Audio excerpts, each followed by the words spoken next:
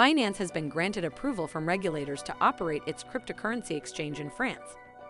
The company is now listed as a registered digital asset service provider by the French stock market watchdog AMF, enabling it to offer trading and custody services for Bitcoin and other cryptocurrencies.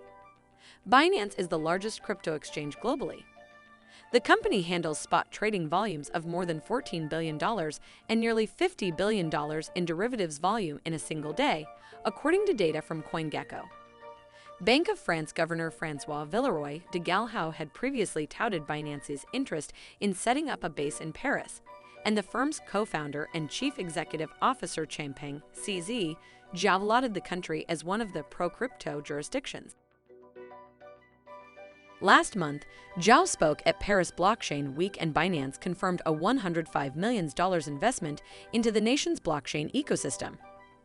Zhao said France would serve as at least the regional headquarters for Binance, which has been engaged in a shift from a decentralized structure without a corporate base to a more typical setup.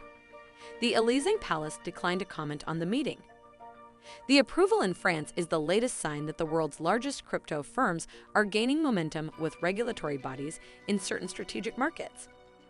In recent months, Binance has secured nods from Bahrain, Dubai, and Abu Dhabi, while competitors FTX and Kraken got licenses in Dubai and Abu Dhabi, respectively. So that brings us to the end of today's video. If you have further questions, feel free to comment down below. Now, if you found the content useful, don't forget to give this video a thumb up and subscribe to our channel to help us obtain more subscribers and weekly stuff like this. Thanks for watching, and until the next video, guys, this is Rachel signing out.